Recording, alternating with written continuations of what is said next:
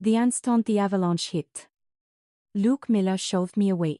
He turned and pulled Chloe into his arms, holding her tightly against his chest. 3 hours later, I had miraculously survived and made a single phone call. By then, the two of them were snuggled up by a fireplace in a luxury ski resort. And that one phone call gave them an instant meltdown. When the avalanche came, there was no prolonged cinematic warning. There was just a muffled rumble, as if the entire mountain had fractured from the inside out. I had just turned my head when Luc's hands forcefully shoved my shoulders. The impact was violent. It was so hard that I slid sideways. My safety rope caught on a jagged edge of ice. And with a sharp snap, the carabiner gave way. I screamed Luc's name. He heard me. I saw him look back at me. But in the next second, Chloe screamed and threw herself at him. Without a single ounce of hesitation, he turned, pulled her into his embrace, and used his own body to shield her from the flying chunks of ice and debris. As I tumbled down into the snow crevasse, the last image burned into my mind was Luc dragging Chloe toward the ski patrol warming hut. Chloe was wrapped in my silver thermal blanket, the exact one I had packed in my gear bag before we headed out. She was crying uncontrollably. Luc was protecting her head with one hand, holding the safety line with the other, and shouting hoarsely, telling her not to be afraid. I was lying face down in the snow. Half of my body was numb from the crushing ice. My mouth tasted strongly of metal and blood. Just a few minutes prior, we had been filming the final scenes of our pre-wedding documentary. The safety initiative at the Aspen Crest Ski Resort was the flagship philanthropic project my foundation was funding this year. Luc said he wanted to merge our pre-wedding video with the mountain rescue charity campaign. He told me our wedding shouldn't just be about us, it should be about doing something meaningful. I believed him. So, I personally led the mountain team. I mapped the routes, confirmed the emergency checkpoints, and even carried the foundation's authorization documents in my backpack. But I never expected Chloe Sterling to show up on the closed training trail wearing a pristine white snowsuit. She stood next to Luc, looking like a delicate greenhouse flower. I asked Luc why she was there. He frowned, saying Chloe was a photographer. He claimed she knew snow lighting well and that he had asked her to help out at the last minute. Chloe chimed in, saying she just wanted to help Luc shoot the perfect video. She added that since we were getting married soon, she wanted to offer her blessing. She called him Luc, sounding so natural and practiced. I didn't confront them right then. The ski resort staff, my foundation team, and the PR team for Luc's brand were all present. I didn't want a charity shoot turning into a private soap opera. I simply shoved my spare thermal blanket into my backpack and reminded everyone that the wind direction was unstable today. I told them not to wander off the main trail. Chloe smiled and nodded. Half an hour later, she wandered off anyway. She claimed she wanted to capture the snow's backlight. Luc followed her. When I ran after them, I heard the first crack of the avalanche. The surface of the snow shivered like thin glass. Over the handheld radio, Search and Rescue Captain Carter yelled for everyone to fall back immediately. I sprinted forward and grabbed Luc to pull him back to the main trail. He actually held my hand. In that split second, his palm was still warm. But then Chloe slipped. She screamed his name. Luc's eyes changed. He let go of my hand, smacked my shoulder with the back of his hand, and shoved me outward. He told me to get out of the way. I lost my balance. My back hit the edge of the crevasse. The safety rope slipped. My body rolled relentlessly downward. The GoPro strapped to my chest hit a rock, spreading a web of cracks across its screen. My first reaction wasn't to cry or curse. It was to reach out and press the save button. I had bought that camera specifically to shoot the rescue documentary.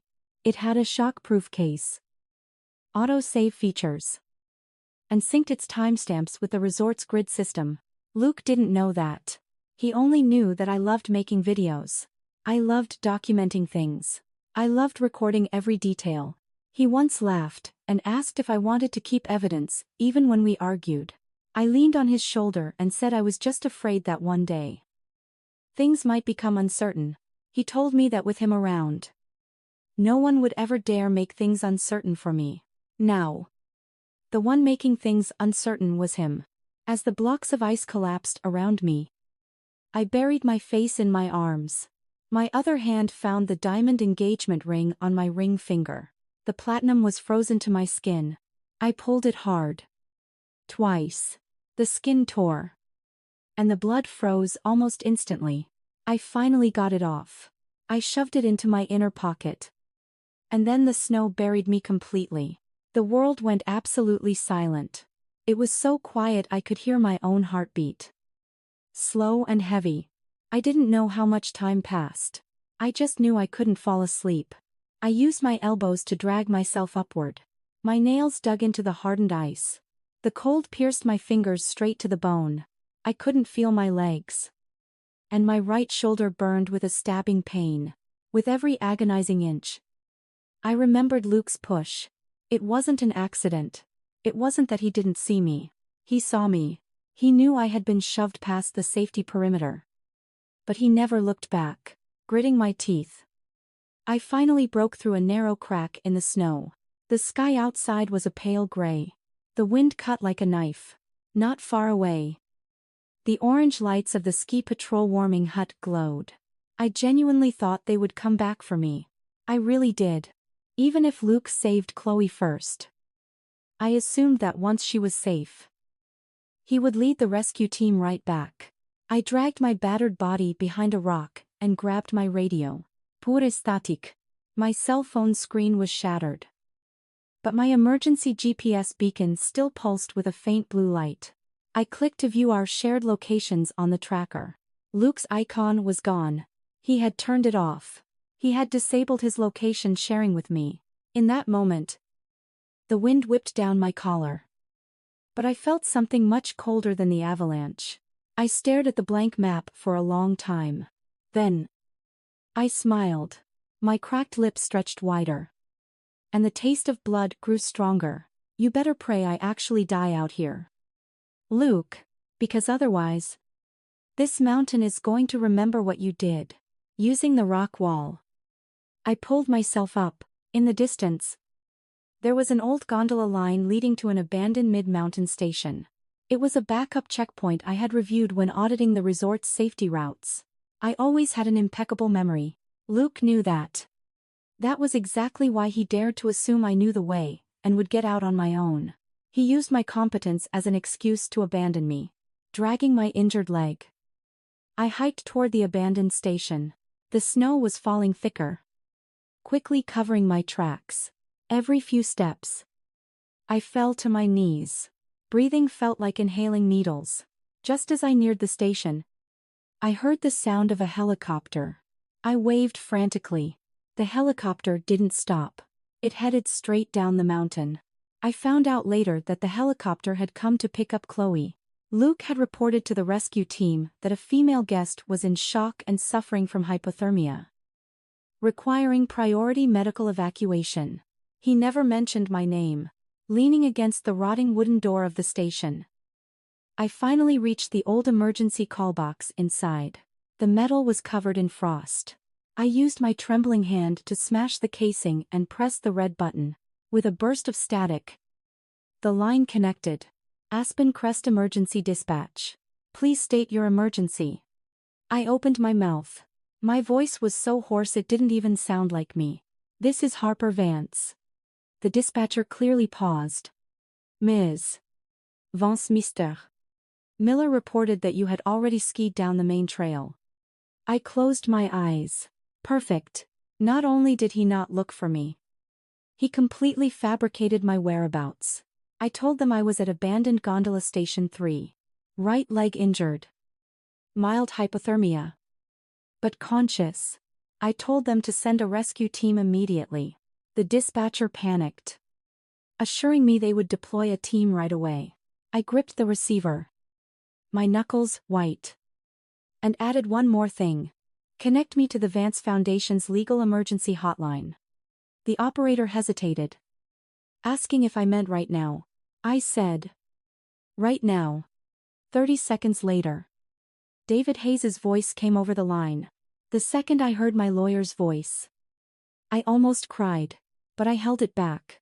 I told David to file an emergency injunction to freeze all Foundation assets immediately. He went silent for a second before his tone turned ice cold. He asked me to confirm the targets, staring at the blinding snow outside. I spoke word for word. Subpoena all footage of the incident and the search and rescue logs from Aspen Crest. Subpoena all communication records between Luke Miller and Chloe Sterling. Subpoena the check-in records of the luxury resort. Freeze all project authorizations under Luke's name at the Vance Foundation. Halt all pending wire transfers to his brand. Wildstreak. David's breath hitched. He asked if something had happened to me. I gave a low laugh, telling him I almost died. His voice dropped. He said he would handle it immediately. I added one last instruction. Call the resort manager. Seal Luke and Chloe's hotel room. Do not let them destroy a single thing. David said he understood. Before hanging up, I heard him softly told me to hang in there. I dropped the receiver and slid slowly down the wall to the floor. The blizzard howled outside the window. 3 hours later, I had finally survived long enough to make my first calls. Down below, in the luxury hotel, Luke and Chloe were warming up by a fireplace. They were about to find out I wasn't dead. Later, Luke would ask me why calling him wasn't the first thing I did when I survived. Looking at him then, I almost laughed out loud, because I knew he wouldn't pick up, and because I finally saw things clearly during that avalanche. It wasn't that he didn't have a choice. He chose Chloe. So, after surviving, it was time for me to choose myself. When the rescue team burst into the abandoned station, I was shivering violently. It wasn't just ordinary cold.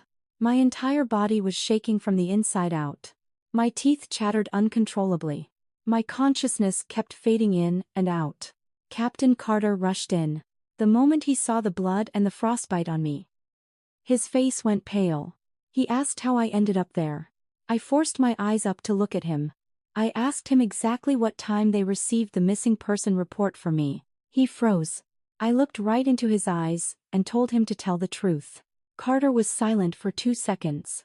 He explained that Mr. Miller initially said I had skied down, but later, Luke said I might have gone straight to the hotel to rest. Carter admitted that I was only officially classified as missing 47 minutes ago. I closed my eyes. 47 minutes.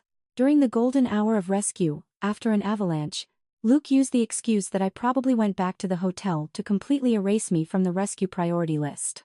Captain Carter swore under his breath. I didn't reply.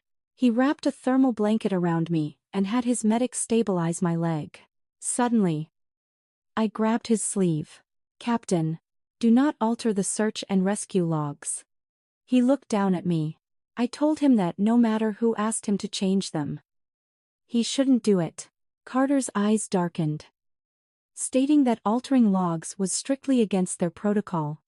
Anyway, I nodded, telling him I trusted him. As they loaded me onto the stretcher, my phone finally caught a sliver of signal. A flood of missed calls popped up on the cracked screen. Not a single one was from Luke. They were from Mason, David, and my mom. Luke's text thread was stuck on the night before. He had texted me saying that after today's shoot, we needed to sit down and finalize the wedding details. I had replied, okay. Now, looking at that one word, it burned my eyes. As the ambulance began its descent down the mountain, David called me back. The asset freeze was active. The hotel manager had received the legal notice and was heading up to the suite. The foundation accounts were locked. 3 pending payments to Wildtrek and Luke's agency. Permissions were suspended. I asked where he was right now. David paused, clicking his tongue. Then he said they were in the penthouse suite of the Summit Lodge. Chloe was there too. The glare of the snow outside the ambulance window was blinding. My fingers gripped the blanket. I asked what time they checked in. An hour and a half after the avalanche. Luke opened the room using your Amex Centurion perks. It's a suite with a fireplace, a private hot tub, and concierge doctor service. I let out a dry laugh, my throat burning. He certainly wasn't worried about me freezing to death. David didn't say anything. He knew he didn't need to. I asked if the room was sealed. He said the manager was at the door and asked if I wanted to be connected to the scene. Staring at my purple, frostbitten fingertips, I said yes. A few seconds later, the nervous voice of the hotel manager came over the line. He confirmed that Luke and Chloe were in the room, following my instructions. He had brought 2 security guards and the floor manager. I told him in a low voice to put me on speakerphone. Knocking echoed through the phone. Soon, Luke's impatient voice rang out, demanding to know what was going on. The manager apologized for the intrusion. He stated that under a legal hold from the Vance Foundation, they needed to place a temporary seal on the penthouse suite, while an investigation was pending. The room went dead silent. Then, Chloe's fragile voice spoke up, asking why they were being sealed and whining to Luke that she was scared. Luke's tone turned icy. He demanded to know who ordered this. The manager stated it was Ms. Harper Vance. The crackling of the fireplace echoed through the phone. A sharp snap sounded, like something breaking. Luke was silent for a long time. Then he asked the manager to repeat the name. The manager reiterated my name, adding that I had been found by the rescue team. I was conscious and was currently being transported down the mountain to the ER. Chloe let out a sharp shriek. It wasn't a gasp of pleasant surprise. It was pure panic. Luke's breathing instantly grew heavy. He muttered that I was still alive. I held the phone, staying completely silent. The manager, unaware I was listening, maintained his professional tone. He asked Luke to cooperate. He stated that Vance required the preservation of all items related to the incident. This included ski gear, communication devices, thermal blankets, medical records, and billing receipts. Luke finally panicked. He demanded the manager hand over the phone so he could speak to me. The manager politely declined, saying, "Ms. Vance did not request to speak with you." Luke's voice suddenly spiked, filled with a loss of control. I had never heard from him before. I could hear Chloe crying in the background, asking what they should do and saying, "I must have misunderstood." She babbled that she didn't mean to take my blanket. She was just so cold. Luke lowered his voice and told her to shut up. Leaning back in the ambulance, I slowly closed my eyes. So, he was capable of telling Chloe Sterling to shut up, as long as the situation threatened his own interests. The manager kept asking Luke to cooperate. He informed him that security would wait at the door. They couldn't remove anything other than their personal belongings, and their phones needed to be logged for communication records during the time of the incident. Luke furiously asked what right they had to do this. The manager's voice grew colder. He informed Luke that the suite was booked under the exclusive privileges of Ms. Vance's Amex account. Furthermore, since the Aspen Crest Charity Project was funded by her foundation, the contract stipulated that all related lodging, medical, and transit records fell under the scope of the project's federal audit. The line went quiet again. I could vividly imagine the look on Luke's face. He always knew I had the power to elevate him, but he never truly considered that I also had the power to cut him off completely. Chloe whimpered, complaining to Luke that she was cold and wanted to change her clothes. The manager quickly interrupted, informing her that the silver thermal blanket she was wearing also needed to be logged, as its serial number matched Ms. Vance's personal inventory. This time, Chloe went completely mute. I had heard enough. I raised my hand and ended the call. David texted me quickly. "Hotel seal executed. Luke is demanding to contact you." I replied, "Ignore him." David responded, "Understood." When the ambulance finally pulled up to the ER, Mason was already waiting. He was wearing a heavy black coat. His eyes terribly red. When he saw me being carried out, he rushed forward. His voice cracked as he told me I had scared him to death. I wanted to comfort him, but I had no strength. When he saw my hands, his tears fell immediately. He demanded to know where Luke was. I told him Luke was at the hotel. Mason froze. I added that he was there with Chloe. The grief on Mason's face morphed into absolute rage. He asked if Luke had lost his damn mind, staring up at the harsh white lights of the emergency room. I said softly, "No." Luke finally stopped pretending, as the doctor treated my frostbite and scrapes. The pain brought on a cold sweat, severe soft tissue contusions on my right leg, a dislocated shoulder, minor hairline fractures in my ribs, and frostbite on my fingers that required monitoring. The doctor asked if my next of kin had arrived. Mason opened his mouth, but I spoke first. I told the doctor I didn't have any family. He looked at me, and I added that a fiancé didn't count. The doctor paused his movements, asked no further questions, and continued his work. I appreciated the boundaries of professional adults. At 1:00 am, Luke finally arrived at the hospital. When he pushed open the door to my room, he still carried the faint scent of the hotel fireplace. Chloe trailed behind him, wearing his jacket. Her face was pale, and her eyes were red. She looked like she had suffered the greatest injustice in the world. Anyone who didn't know the truth would have thought she was the one buried under the snow for 3 hours. Luke stood by the bed, seeing that I was awake. His first sentence wasn't to ask if I was in pain. He asked me why I sealed their hotel room. Mason let out a harsh laugh, asking how he even had the nerve to bring that up. Luke ignored him. He looked at me, his brow deeply furrowed. He said he knew I was traumatized, but things weren't what I thought. He claimed Chloe was in critical danger and he had no choice but to save her first. I looked at him and asked, "What about me?" He hesitated. Chloe took a step forward, crying, and apologized. She said it was all her fault, that if she hadn't slipped, Luke wouldn't have cut her off. I asked her why she was on a closed training trail. Tears clung to her eyelashes, making her look pitifully fragile. She whispered that she just wanted to help us take photos. I asked who invited her. She looked at Luke. Luke's face darkened. He admitted he did, telling me to take my anger out on him and not make things hard for her. Such familiar words. Ever since Chloe moved back to the States, I had heard that phrase too many times. She was late because she was still adjusting to the time zone. She broke the antique vase.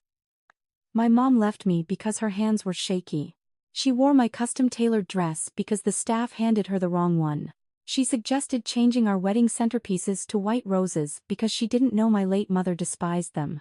Every single time, Luke told me not to make things hard for her, as if pointing out basic facts made me petty and narrow-minded. I looked at Luke and asked if he knew why the rescue team waited 47 minutes to officially start looking for me. His eyes darted away for a fraction of a second, but I caught it. I told him it was because he told them I had already skied down the mountain. The hospital room went dead silent.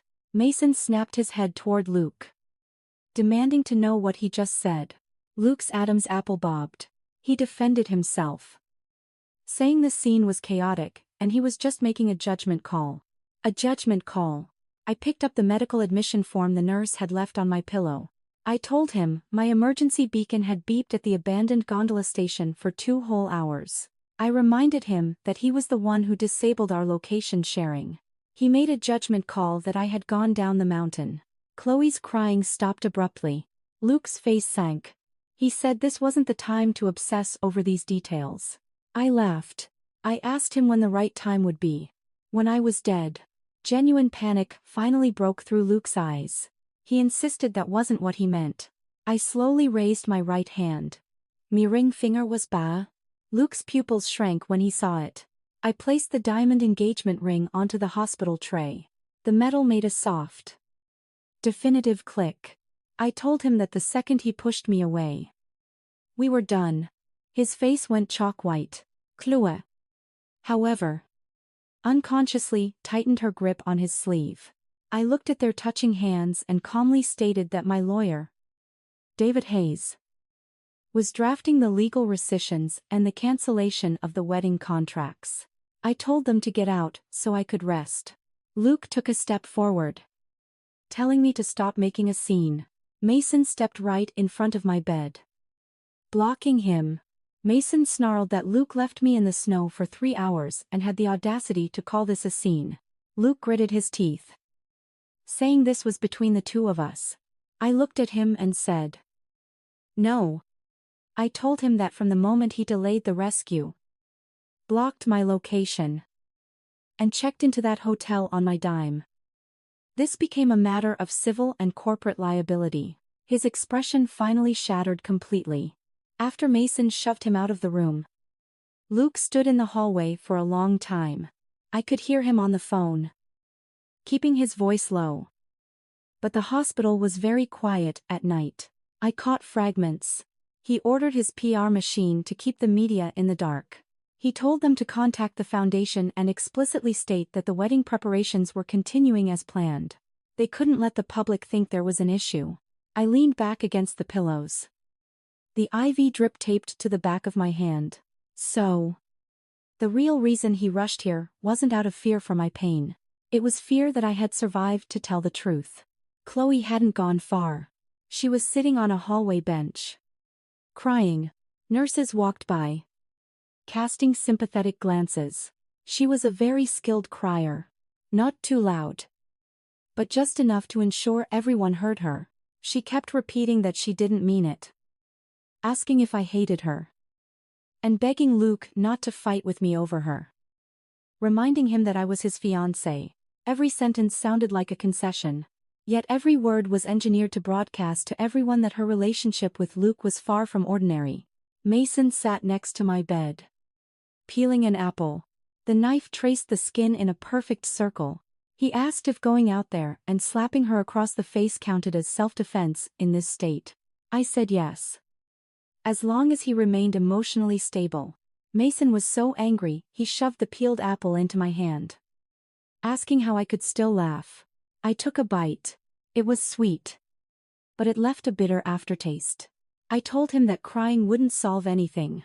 Mason's eyes watered, and he asked if I was in pain. I didn't answer.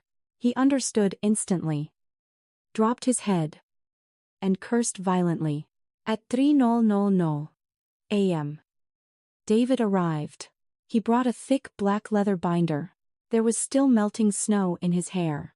He announced that he had secured the first batch of evidence and spread the documents across the hospital tray table. The first page was the search and rescue timeline. 1426, Avalanche occur. 1431.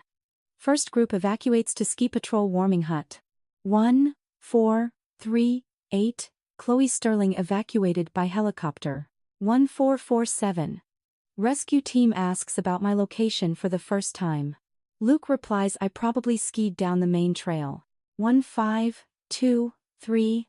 Rescue team realizes I never made it to the hotel. Second inquiry. Luke replies, I know the routes well, and probably went to the Foundation's field office. 1558. Emergency call connects. I report my position. Official search and rescue initiated. I stared at those lines of text. 47 minutes wasn't just an abstract concept. It was the time I spent violently passing out and waking up in the snow. It was the time my fingernails broke against the ice, bleeding and freezing. It was the time Luke spent putting Chloe on a helicopter, ordering her a hot meal by the fireplace, and booking a concierge doctor. David pulled out the second document, the Summit Lodge records. Luke used my Amex Centurion privileges to open the penthouse suite. Check-in 1546. Fireplace service. 1552. Private hot tub reserved 1608. Chloe independently ordered a set of designer loungewear for women, charging it all to my account. Mason let out a harsh laugh of pure disbelief. He pointed out the absurdity. Luke was using my money to put another woman in my suite. Warming her up with my fire. Looking at that invoice, I felt a deep wave of absurdity. Luke and I had been together for 5 years. When his startup hit rock bottom, I was the one who scouted mountain routes with him, negotiated his safety partnerships, and rewrote his pitch decks. When his dad had a heart attack, I was the one who pulled strings to get the best specialists. Because his mom complained I worked too much, I cleared my schedule every Wednesday night just to have dinner with her. When his brand's funding dried up, I leveraged the foundation's resources to do a charity collab that saved his company and secured his next funding round. He used to hold my hand and say that without Harper, there would be no Wild Trek. Eventually, that phrase morphed into something else entirely. Without me, he literally couldn't function. That was why he needed to keep me anchored to him, even if he refused to put me first. David lowered his voice, handing me the cancellation of the wedding contracts and the foundation termination notices. He asked if I was sure I wanted to deliver them today. I said yes. He gave me a calculating look, warning me that the Miller family would fight back hard. Our wedding invitations were already sent out. Several corporate partners were tied to the PR of this wedding. He warned that if I cancelled now, they would spin it as trauma-induced emotional instability. I agreed. I told him to serve the legal notices first, but no public statement yet. Mason asked why. I told them we needed to let the Miller family make the first move. David understood immediately. The harder they tried to suppress me, the more devastating the evidence would be. I felt it. Luke knew the old me very well. I never liked dragging private matters into the public arena. After my mom died, I got used to swallowing my hardships in silence. The Miller family knew this. They thought that as long as they used the wedding, the corporate partnerships, and their family reputation as a weapon, I would back down. So I would let them apply the pressure. The harder they pushed, the harder the ricochet would be. Badam. His parents' calls started coming in. I ignored them. They went to voicemail. Mrs. Miller's voice played out. Harper. Honey. I know you feel wronged. But Luke had to think of the big picture. In an avalanche, nobody can be perfect. Chloe is physically fragile, and she got hurt years ago because of Luke. Protecting her was just him taking responsibility. You two are getting married soon. As a woman, you have to learn to prioritize the big picture. You're freezing hotel rooms and locking business accounts. What will people think of our family? I listened to all 3 voicemails and handed my phone to David to back up. David nodded. Shortly after, Mr. Miller sent a texte. He was much more direct. He told me the Wild Trek and Foundation projects couldn't be delayed. He demanded I sign the authorizations before the wedding. He quoted corporate jargon, telling me not to sacrifice macro goals over micro issues. Sacrificing the macro for the micro. Me being buried under the snow for 3 hours was the micro. His brand's funding was the macro. I placed my phone face down on the table. At noon, Luke returned to the hospital. This time, he didn't bring Chloe. He had changed into a sleek black coat. The dark circles under his eyes made it clear he hadn't slept. Standing in the doorway, his voice was slightly hoarse. He asked if we could talk. Mason scoffed, asking what there was to talk about. How he used my money to draw a hot bath for Chloe. Luke's face twitched. He warned Mason to stay out of it. I raised my good hand, signaling for Mason to step back. Reluctantly, Mason retreated. Luke walked in. His eyes fell on my bandaged hands, and he finally asked softly if it still hurt. Belated care is infinitely more repulsive than indifference. I told him to get straight to the point. His Adam's apple bobbed. He asked if I could lift the seal on the hotel room. He said the media was catching wind of the rumors. Wild Trek was about to launch a new product line. If incident liability got attached to the brand, the whole team would suffer. I looked at him and asked. And he softened his tone. asking me to drop the investigation so we could handle this internally. He promised to give me whatever compensation I wanted. I told him I wanted him to admit that he pushed me during the avalanche, delayed the rescue report, and turned off his location sharing. He went silent. I smiled. I told him he couldn't do it. Luke's brow furrowed heavily. He claimed he admitted he handled things poorly, but argued I couldn't classify it as intentional harm. He said he was just completely overwhelmed in the chaos.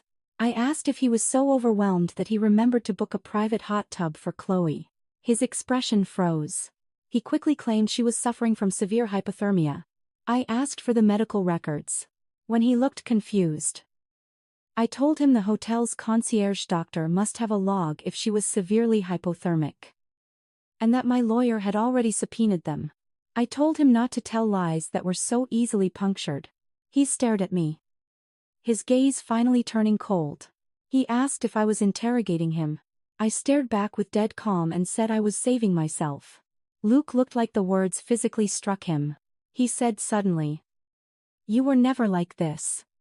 I nodded, agreeing that I had never been pushed into an avalanche by my fiancé before, either. A flash of pained frustration crossed his face. He insisted he didn't push me. I didn't argue.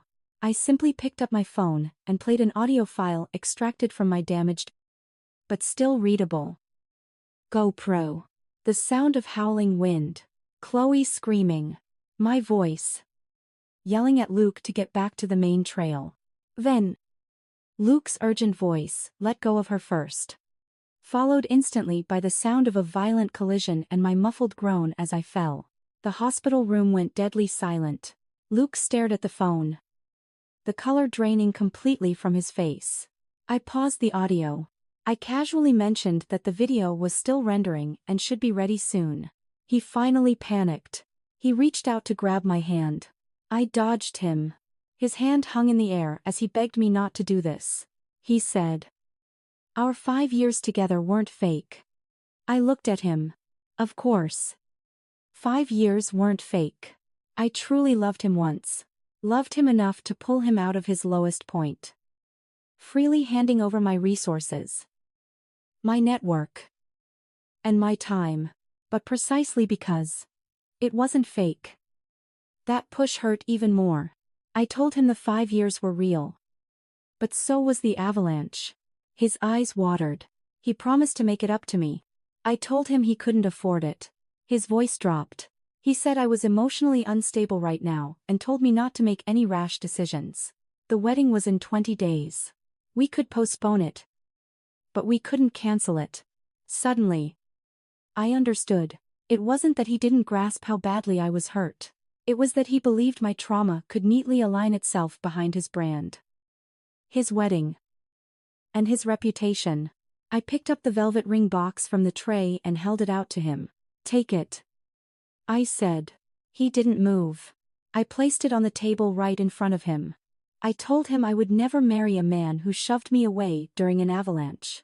Luke stared at the box, his voice dropping to a harsh whisper. He told me I was going to regret this. I stared right back and said, "No, I won't." When he turned and walked out, his shoulders were stiff. As soon as the door clicked shut, Mason came over and hugged me. I didn't cry. I just felt a string inside me finally snap.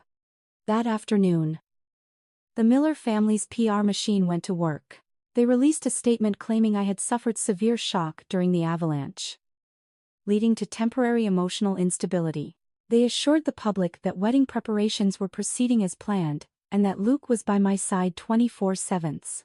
They attached a candid-looking photo of Luke looking exhausted in the hospital hallway, perfectly angled to make it look like he had stood vigil all night. The comment section was flooded with praise for his devotion. People called him a wonderful CEO and provider, marveling at the fact that he stayed by his fiancée's side. A few told me to stop being a diva, asking where else I would find a man like him. Mason was so furious, he wanted to wage war on Twitter right then and there. I stopped him. I told him it wasn't time yet. He was exasperated, yelling that they were walking all over me. I looked at the press release. Slowly taking screenshots. Let them take a few more steps, I said. Mason looked shocked. I sent the screenshots to David, telling him the Miller family was officially spreading defamation, and to add it to the civil suit. David replied instantly, confirming receipt and adding that the first segment of the video would be restored by tonight. I looked out the window at the melting snow. Luke thought I would do what I always did, prioritize the big picture, swallow my pride, and clean up his mess. But he forgot one thing. When you survive an avalanche, your heart comes back, frozen, solid. The day I was discharged, the Miller family sent a car for me. The driver informed me that Mr. Miller requested I be taken directly to the family estate. The elders were waiting. I sat on the hospital steps, looking at that familiar black SUV. In the past, this was the car that picked me up every time Mrs. Miller would ask the chef to prepare soup. Mr. Miller would wait in his study to discuss business. Luke would sit next to me, casually holding my hand. Back then, I thought I was about to have a family.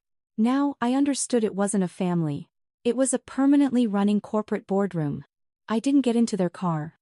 Mason pulled his SUV up to the curb and honked twice. Get in, boss, he said. The driver looked conflicted, trying to tell me what Luke wanted. I cut him off, telling him to let Luke know I drive my own car. Mason slammed on the gas. On the way, Mason asked if I was serious about going to the Miller estate. I looked at a text from David and said, yes. Mason argued I wasn't fully healed. I told him that was exactly why I had to go. They wanted to bury this as a domestic dispute. I was going to see exactly how deep they planned to dig. The Miller family estate was nestled in the upscale hills outside Denver. Red decorative lights for the wedding still hung in the courtyard. The estate staff looked incredibly uncomfortable when they saw me. The living room was packed. Mr. and Mrs. Miller, Luke, a few relatives, and Chloe. Chloe wore a soft pink cashmere sweater and had a delicate bandage wrapped around her wrist.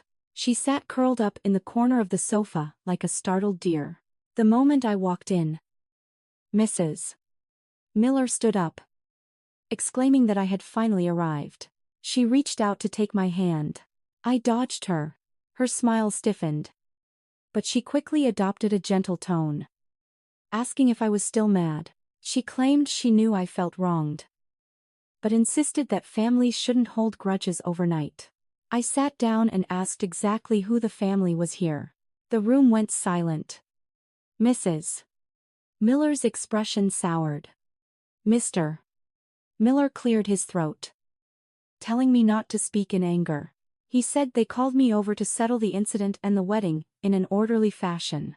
I looked at the coffee table. Right on cue, there were 3 documents. A wedding itinerary confirmation, a foundation authorization amendment, and an internal NDA and settlement agreement regarding the accident. I almost laughed out loud. Their efficiency was astounding. I nearly died in the snow, and they had already categorized my trauma, my marriage, and my money into 3 stacks of paper. Mr. Miller adjusted his glasses. He admitted the situation on the mountain was chaotic and that Luke handled things poorly. But he insisted an avalanche was an avalanche, an act of God. And as the project lead, I also bore responsibility for site management. I stared at him, waiting for the punchline. He concluded that blowing this out of proportion benefited no one, suggesting an internal settlement. The Miller family would pay me a sum. The wedding would proceed, and they would tell the press I was just resting from shock. Mrs. Miller chimedin, pointing out that Chloe was terrified too.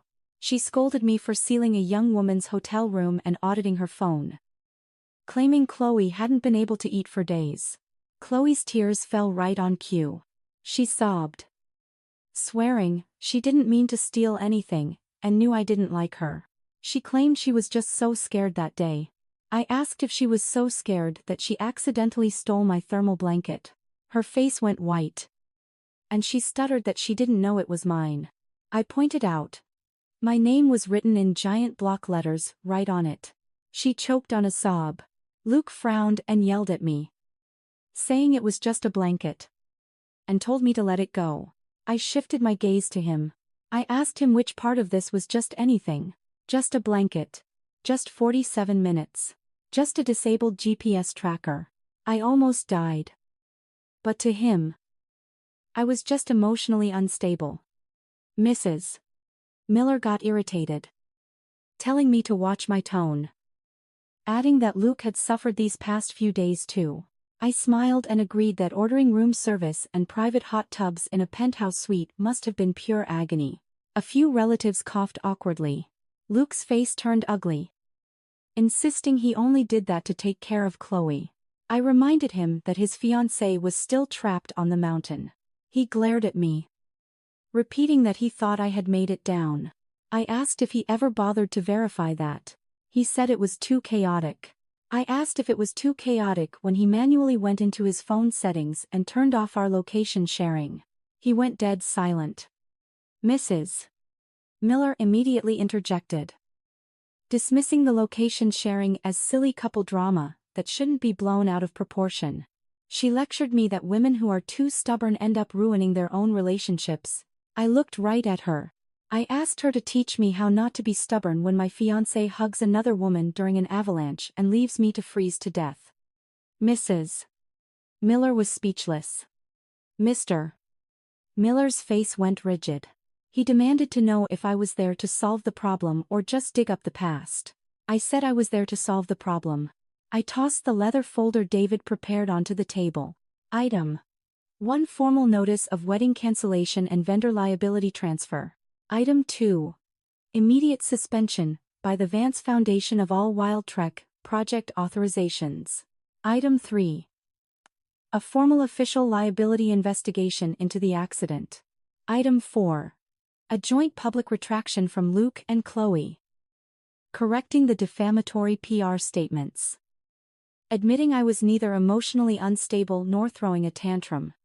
With every point, the Miller family's expressions darkened. Mrs. Miller slammed her hand on the table, accusing me of trying to destroy Luke. I looked at her with dead calm. I told her that during the avalanche, he had already destroyed me first. Chloe stood up crying. She offered to leave the country and never see Luke again if I was just jealous of her. She begged Luke not to hurt me because of her. She delivered the lines like she was the ultimate martyr. I looked at her and stated that her leaving had nothing to do with me. What I was investigating was why she illegally trespassed on a closed training trail. Why she stole my emergency gear. Why she stayed silent when the rescue team asked for a head count. And why she checked into a luxury suite with Luke without ever reporting me missing. The fragile mask on her face finally cracked. She claimed she was frozen in shock. I asked if she was so in shock, she remembered to order a hot tub. Mason let out a loud snort from the doorway. Chloe bit her lip, crying harder. Luke stood up, stepping between me and Chloe. He told me to attack him instead. I watched his subconscious need to protect her. Strangely, it didn't hurt anymore.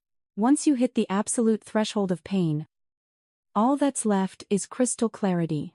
I told him not to worry. Neither of them was getting away. Mr. Miller finally dropped his diplomatic facade. He warned me that Wild Trek and the Foundation had 3 years of intertwined finances. He threatened that if I blew this up, the tax audit wouldn't look good for me either. It was a blatant threat. I raised an eyebrow, asking if he was daring me to call for an audit. Mr. Miller stiffened. I pulled another file from my bag. I announced that an internal Foundation audit had officially begun today. Every expense, supply order, hotel bill, and personal charge billed by Wild Trek would be forensically examined. Luke's face changed instantly. Mrs. Miller's voice tightened as she asked what personal expenses I meant. I looked at Chloe. Her fingers were nervously twisting the hem of her sweater. I read the list slowly. 3 separate camera gear purchases since her return to the States. 2 wellness retreats at luxury ski resorts. And this recent penthouse suite. The living room fell into absolute silence. Mrs. Miller looked at Luke in horror. Luke refused to meet her eyes. Mr. Miller's face was livid. He hissed at me not to speak nonsense in front of the family. I stood up, stating that if the receipts were real, it wasn't nonsense. I told them this wasn't a negotiation. It was a legal notification. Luke finally snapped. He lunged forward and grabbed my wrist. My injuries hadn't healed. And the grip sent a piercing shot of pain through me, draining the color from my face. Mason rushed in instantly, shoving Luke back and yelling at him to let go. I held up my uninjured hand, pulling out my phone, and tapped the voice recorder. I asked Luke, loud and clear, if he was currently applying physical coercion against an accident victim. He dropped my hand like he touched boiling water. I looked at him. I told him it was good to see he finally knew how to be afraid.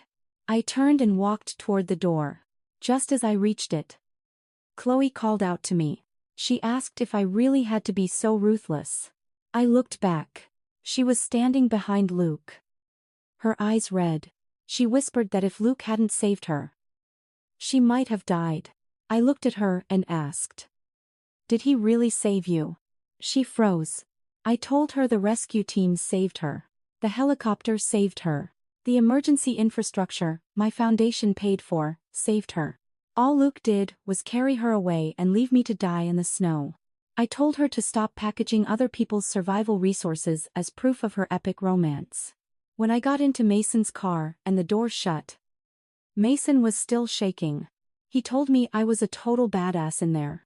I leaned back against the seat, closing my eyes in pure exhaustion. I muttered that it still wasn't enough. My phone buzzed. David sent un message. The first GoPro video file had been fully restored. Attached was a screenshot. Right before the avalanche, Chloe was standing off the main trail, holding my silver thermal blanket. Luke was looking at her, looking stressed. And in the corner of the frame, the software had isolated and translated Chloe's lip movements. She was saying, "She's in the way." I stared at that screenshot for a long time. Not "I'm scared." Not "help me." It was "she's in the way." 4 simple words, cutting through skin and bone like a surgical blade. Luke heard her. I didn't. But I knew that seconds later, he shoved me out of the way. The next day, I went to the data recovery center. Mason wanted to come, but I told him I needed to see this alone. The tech placed the GoPro on an anti-static mat. The casing was destroyed, but the SD card survived. The footage was shaky, and the audio distorted by wind. But the critical window was restored. The screen lit up. The glare of the snowfield burned my eyes. In the video, Luke was ahead of me to the left, Chloe to his right. I heard my own voice telling Chloe to come back because it wasn't a designated shoot location. Chloe laughed, saying she just wanted a picture. I warned that the wind had shifted and told them to get back to the trail. Luke sounded annoyed, telling me to stop being so tense. I watched myself on the screen, wearing a red alpine jacket, hair whipping in the wind, holding a route map. Back then, I was still desperately trying to keep everyone safe, including them. The snow suddenly fractured. Captain Carter's voice yelled over the radio, "Fall back now." The camera shook violently. I lunged to grab Luke. Chloe screamed. She slipped, but she was only a few feet from the safety line. Luke grabbed her. I yelled to get back to the trail and not to stop. Chloe sobbed, crying to Luke that her legs were weak and she couldn't walk. Luke looked at me. "Go get help," he yelled. I said there was no time. We had to move together. Then the moment happened. Chloe grabbed Luke's sleeve. Her voice shook, but the words were terrifyingly clear. "She's in the way." In the next second, Luke's hand smacked my shoulder. The camera spun violently. The roar of the wind. The sickening thud of the impact. And my muffled groan, all blended together. What followed was Luke's distorted but audible voice, "Take Chloe down first." A rescue worker's voice asked. "What about Ms. Vance?" Luke's voice replied. "She knows the way.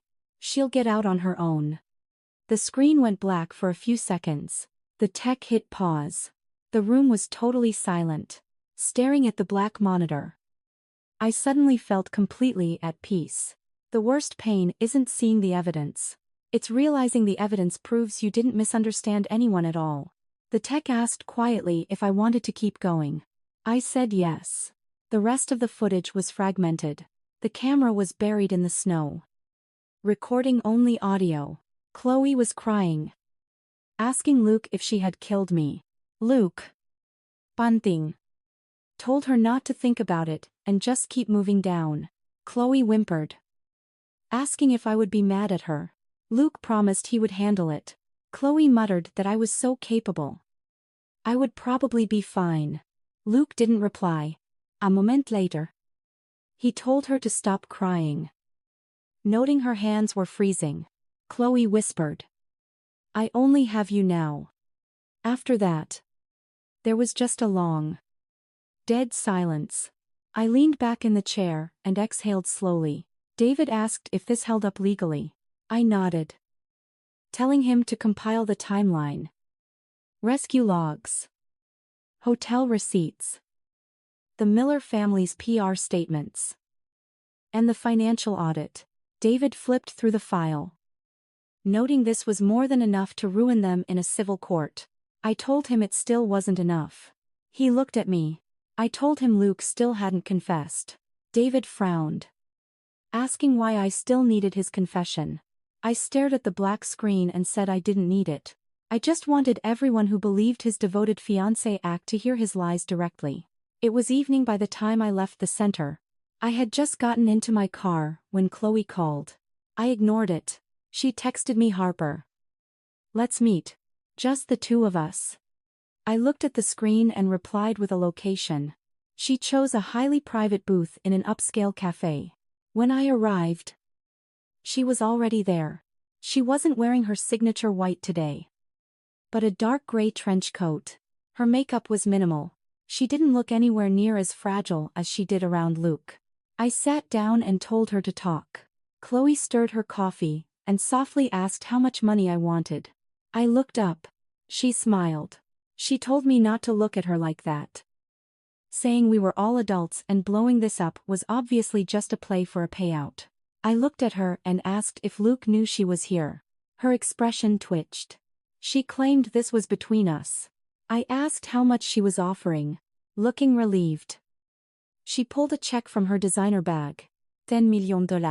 She demanded I drop the investigation and marry Luke normally. After the wedding, she promised to move to Europe and never bother us again. I almost laughed. 10 million for my life. She bit her lip, pointing out I wasn't dead. The air in the booth froze for a second. I looked at her and noticed she finally dropped the act. The delicate victim persona vanished from her face. She hissed that I already had everything: status, a career, the Miller family's approval. She demanded to know why I couldn't tolerate a tiny piece of his past. The past. She claimed she met Luke before I did. Her eyes went red. But this time it wasn't a performance for Luke. It was pure malice. She said if she hadn't moved abroad back then, Luke never would have loved me. I asked if she came back just to reclaim what she thought was hers. She stated she just wanted to know if he still cared about her. Now she knew. She lifted her chin, defiantly. I nodded and congratulated her. She frowned in confusion. I picked up the check, took a look, and tossed it back on the table. I told her that if she wanted him, she could have him. But she couldn't have him while simultaneously demanding the perfect life and the empire I spent 5 years building for him. Her face paled. I continued, stating she wanted to be the first lady of Wild Trek, stand at the product launch, be embraced by the Miller family, and have the world praise their epic, star-crossed romance. That was fine. But they had to pay the actual price for it themselves. Chloe's voice went shrill. She demanded to know why I acted so superior. I told her it was because I almost died in the snow while she ordered room service. She stood up from her chair, completely losing control. She screamed that it didn't matter, because he chose to save her first. She gloated that a person's choice in a life-or-death moment couldn't be faked, and that I had lost. I looked at her, reached into my pocket, and pressed the stop button on my phone's voice recorder. Her face froze instantly. I dropped the phone into my bag, thanked her for her cooperation, and stood up. Chloe lunged across the table to grab my bag. I smoothly sidestepped her. She hit the edge of the table, spilling her coffee all over herself. I opened the door. David and the cafe manager were standing right outside. Chloe panicked, completely screaming that I set her up. I looked at her and said she just really wanted to win. That night, Luke called me 27 times. I didn't answer a single one. His last text read, "Harper, what exactly do you want?" I replied with a single text. The truth. Wildtrek's new product launch was scheduled for a week later. The theme was Walking with the Snow. It was a bitterly ironic title. I was the one who came up with it for Luke. Back then, I told him an outdoor brand couldn't just sell adrenaline, it had to sell safety and responsibility. Luke had hugged me, laughing, saying that was exactly why he couldn't live without me. Looking back, he really couldn't live without me. Not out of love, but because I knew how to package his ruthless ambition as corporate responsibility. In the boardroom of the Vance Foundation, everyone was staring at me. The Wildtrek project liaison asked nervously if we were really suspending everything. Halting 3 major funding injections right before the product launch would be catastrophic for them. I flipped through the audit report and confirmed the suspension. The liaison stuttered, mentioning Mr. Miller. I looked up. The room went dead silent. I announced that from this day forward, he was to be referred to as Luke Miller or the vendor, Wildtrek. No one was to call him Mr. Miller in this building anymore. The liaison nodded rapidly. I ordered a full review of all collaborative projects. Any Wildtrek expenses flagged as personal were to be justified within 3 days. If they couldn't be, we would initiate legal recovery. I told the secretary to distribute the memos. One executive chimed in nervously, saying, "The press currently believes this is just a lover's quarrel." He asked if going this far would make us look vindictive. I looked right at him. I asked if he thought auditing a vendor who delayed an emergency rescue and embezzled charity funds was vindictive. His face went red, and he quickly apologized. I closed my folder and told them to follow protocol. After the meeting, Luke stormed into my office. He had clearly gotten the memo. His face was furious. He demanded to know why I canceled the launch partnership. I sat behind my desk and corrected him. Not the partnership, the audit. He yelled, asking what the difference was. I told him partnerships could resume, but audits depended on the results. He slammed his hands on my desk, leaning over me. He asked why I was backing him into a corner. I looked at the space behind him. Once. He spun me around in this very office when he secured his first round of funding. He had promised that when Wildtrek went public, he would give me the very first commemorative pin. When the pins were finally made, he gave the first one to Chloe. His excuse was that she climbed her first mountain with him, so it had sentimental value. I just smiled and said it was okay. I realize now that every "it's okay" just became the foundation for his escalating disrespect. I told him he backed himself into a corner. Luke struggled to maintain his composure, asking if I realized what canceling the launch meant. 6 months of the team's blood and sweat. Investor confidence. Market windows. All destroyed. He asked if I knew that. I looked at him. I told him he knew I was buried on the mountain. And yet he walked away. His face drained of blood in an instant. He whispered that he didn't leave me to die on purpose. Then wait for the investigation. I replied. He walked around the desk, trying to get closer to me. I pressed the intercom and asked security to come in. Luke stopped dead in his tracks, his eyes full of hurt and disbelief. He asked if I was really calling security to throw him out. He reminded me he was my fiancé. Ex-fiancé. I corrected. He went silent for several seconds before his voice cracked. He said he was wrong. It was the first time since the Avalanche he actually said the word wrong. But I felt no emotion. It was simply too late. He rambled that he shouldn't have turned off the GPS. Shouldn't have delayed the report. Shouldn't have brought Chloe to the closed trail. He told me I could punish him however I wanted. Just leave Wildtrek alone. Even in his apology, Wildtrek still came first. I told him he didn't realize he was wrong. He just finally realized he was in pain. A flash of raw desperation crossed his eyes. He asked if he was really that despicable to me. I looked at him and said, "Not before the Avalanche." The words hit him like a physical blow. He stood there for a long time, his voice dropping to a hoarse whisper, asking if I could just trust him one more time. I didn't answer. Suddenly, he offered a deal. He said Chloe would leave. She agreed to move abroad, and they would cut all contact. The wedding could be postponed.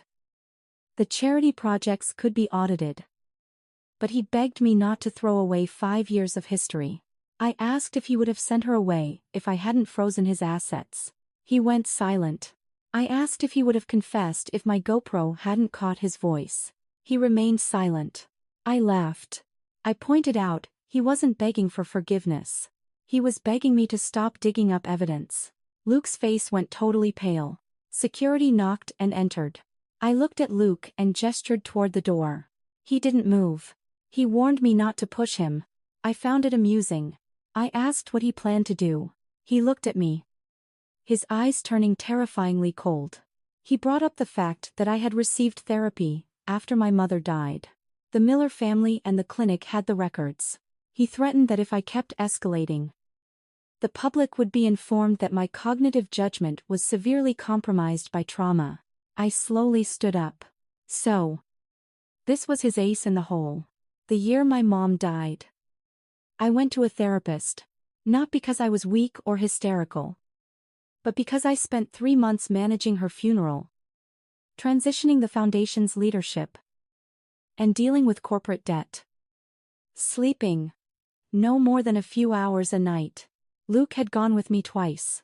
He used to hug me and say there was no shame in it, promising he would always protect me. Now, he was taking the ultimate vulnerability I trusted him with during my darkest time and forging it into a weapon to destroy me. Looking at him, I didn't even feel angry anymore. I told him he really opened my eyes. He flinched, but quickly hardened his stance, saying he didn't want to do this. But I refused to stop. I nodded and said, "Okay."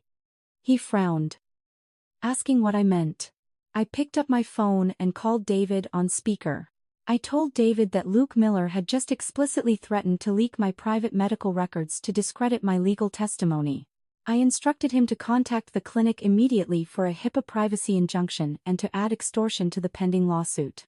David let out a dark laugh over the phone, saying he couldn't believe Luke was actually that stupid. I replied that he was always this audacious.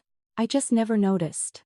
I hung up and looked at Luke, asking if he had any more threats. Should he claim I was too aggressive for marriage?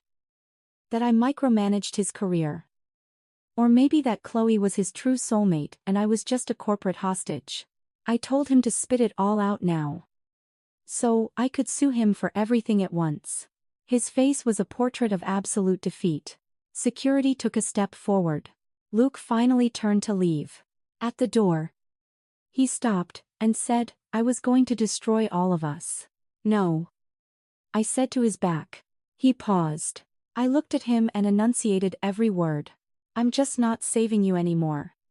When the door closed, I fell back into my chair. My hands were shaking. Not from fear, but from pure disgust. Mason came in right after, asking if Luke had threatened me. I relayed the conversation. Mason paced the room in blind fury, yelling about how Luke had the nerve when my therapy was entirely caused by cleaning up his family's messes. It was true. The year Mr. Miller had surgery, Mrs. Miller was a wreck, and Luke's brand was being hunted by creditors. I negotiated their settlements by day, sat with his mom at night, and rewrote his business plans until dawn. When I finally collapsed, Luke swore he owed me for the rest of his life. He definitely kept that promise by saving the material to blackmail me later. That night, news of the cancelled Wild Trek partnership leaked. The Miller family didn't issue an official statement, but blind items started flooding PR blogs. Anonymous sources claimed a certain foundation CEO was a control freak who went crazy because her fiancé helped someone else during an emergency, using her charity as a weapon for personal revenge. The internet got toxic quickly. People called me a cold-blooded psychopath. They defended Chloe as an innocent victim. They preached that saving a life in a disaster was pure instinct. And since I survived, I should be forgiving. Mason was ready to smash his phone. I simply archived every defamatory post for self-incrimination. Mason demanded to know what I was waiting for. I opened my email. The data lab had sent the fully restored video file. Simultaneously, the hotel manager sent the official inventory of the sealed suite. Included in that inventory was something incredible, the SIM card from Chloe's burner phone that she had carelessly left in the bathroom. David was already pulling the data. I stared at the screen. I was waiting for them to finish digging their own graves. The hotel's CCTV footage was clearer than I expected. The penthouse hallway. Luke supporting Chloe as they stepped off the elevator. His black jacket was half-soaked. Chloe was completely wrapped in my silver mylar blanket, her face buried in his chest. The timestamp was 1546. At that exact minute, I was dragging myself into abandoned Station 3. My fingers too frozen to bend. On the screen, the manager approached, asking if they needed to call the police or request medical evac. Luke said no. The resort was handling it. The manager asked if Ms. Vance was with them and needed a room prepared. Luke paused for a second and then said, "She made other arrangements." I paused the video right there. Other arrangements. Being buried alive was my arrangement. David sat next to me, his face grim. He noted this was the smoking gun. Luke explicitly knew I wasn't there, yet actively prevented the hotel from verifying my safety. I hit play. Luke led Chloe into the suite. 30 minutes later, room service delivered hot soup, dry clothes, and a medical kit. Chloe changed into the hotel's luxury cashmere robe. Sitting by the fire, Luke squatted in front of her, drying her hair with a towel. She cried, asking if she was causing trouble. Luke told her not to overthink it. Chloe asked if I would be mad at her. Luke stayed silent, then promised to explain it to me. Chloe looked down, saying I was so brilliant, I wouldn't be useless like her. Luke reached out, stroked her hair, and told her she didn't need to compare herself to me. I closed the video. Mason was swearing in the background. Doesn't need to compare. Mason spat. She's not even in the same universe. I remained silent. Strangely, it didn't hurt much. Maybe I was numb. Or maybe the Luke I loved had already died in that avalanche, and I was just reviewing the autopsy. Among the hotel evidence was a handwritten note from Chloe. It read, "Can we change the key visual for the launch? Luke, I want to use the silhouette of me in the snow. It tells a better story." Below it was Luke's handwriting, "Let's wait until after the wedding." Looking at those lines, I smiled. She never wanted to offer her blessing. She wanted to systematically replace me from the documentary to the brand launch to being by Luke's side. Step by step, David handed me the financial audit. Over the last 6 months, 7 separate expenses billed to the charity partnership were directly linked to Chloe. Camera gear, flights, wellness retreats, designer clothes. Totaling over 8 million. Mason's eyes widened. He used his money to fund a mistress. No. My money. I corrected. Foundation money. That makes it a federal issue. David nodded, noting that if Wildtrek couldn't justify this as a direct project expense, recovering the cash would just be phase 1. They could lose their corporate licenses and face the IRS. I told him to send the demand letter right now. David looked at me, warning that Luke was going to lose his mind.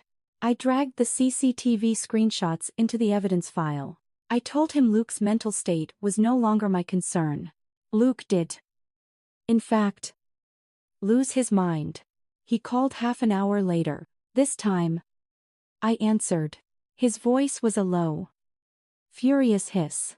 He accused me of auditing Chloe's expenses. I corrected him. I wasn't auditing her expenses. I was auditing his embezzlement. He yelled that I personally approved those budgets. I agreed.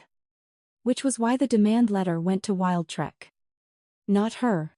He went silent, his anger peaking.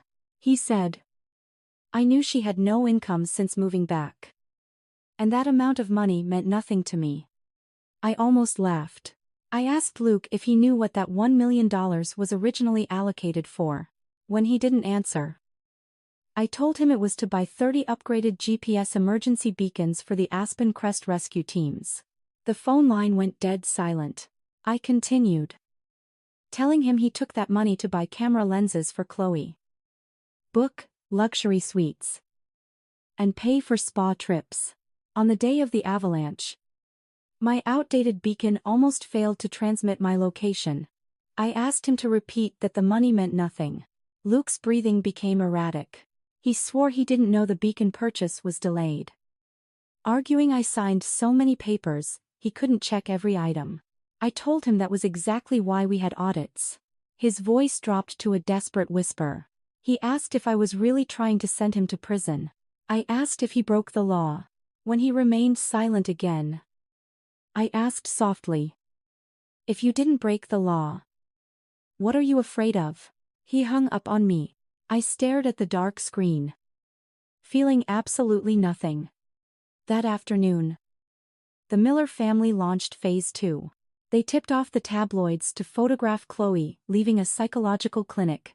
The PR spin was masterful. Avalanche survivor Chloe Sterling, suffering from severe PTSD. Sources say the fiancé's aggressive legal threats triggered a breakdown. They didn't use my name, but every word pointed a gun at my head. The comment section exploded again. People called me a cold-blooded monster. They argued Chloe was a victim too. They insisted it was human nature for a man to save the weaker woman. And as his fiancé, I should have been understanding. Mason was losing his mind.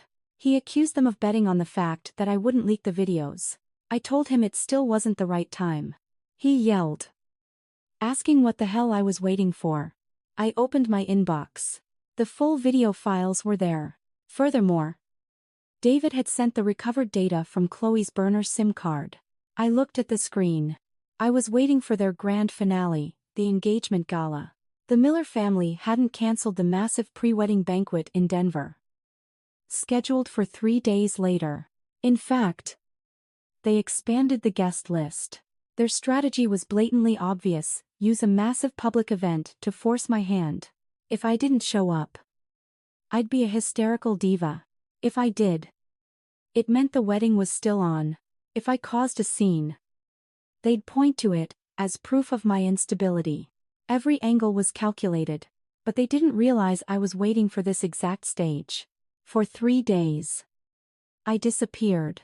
I went to medical checkups, gave my police statements, finalized the audit, and reviewed the rescission papers with David.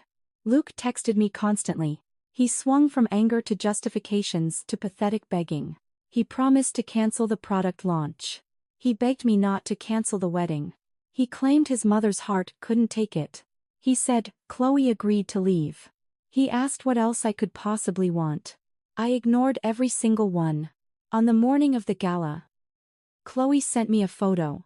She was wearing my custom bridal fitting dress. The dress I spent 3 months designing with a silver thread motif inspired by the first mountain Luke and I climbed.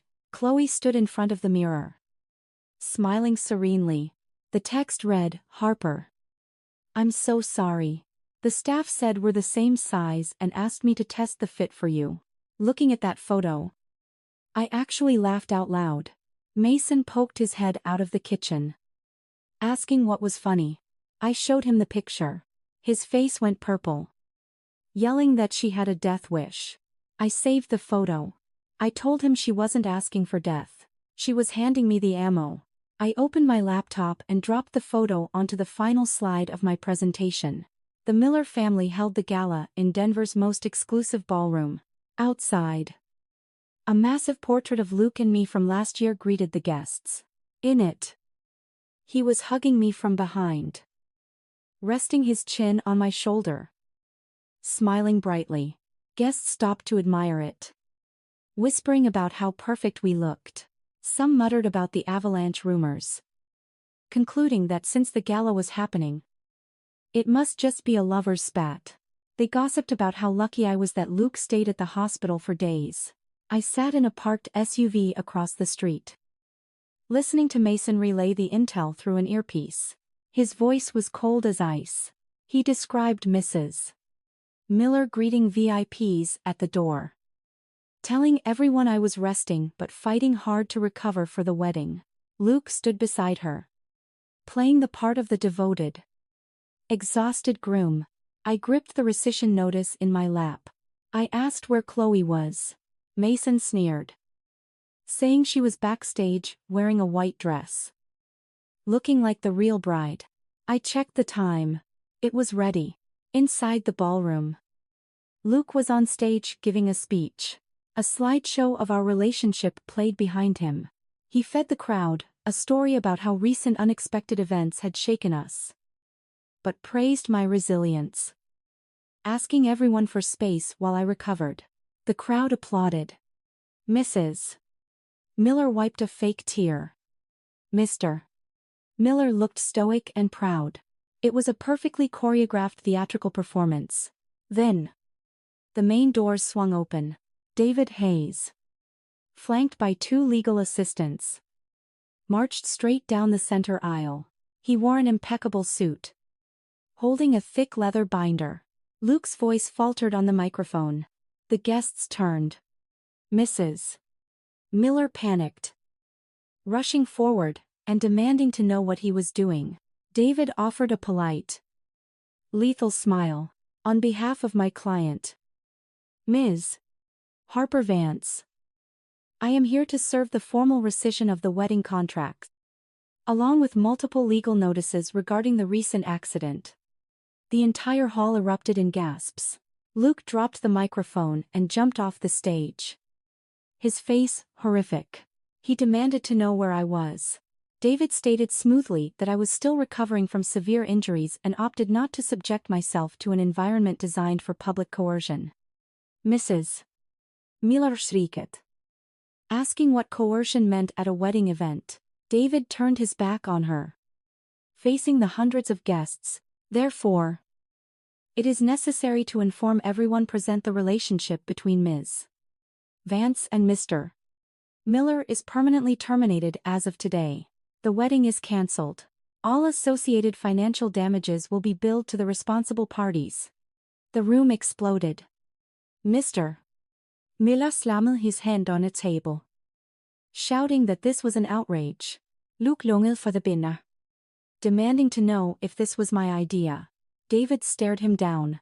Luke's eyes were bloodshot as he screamed that he demanded to see me.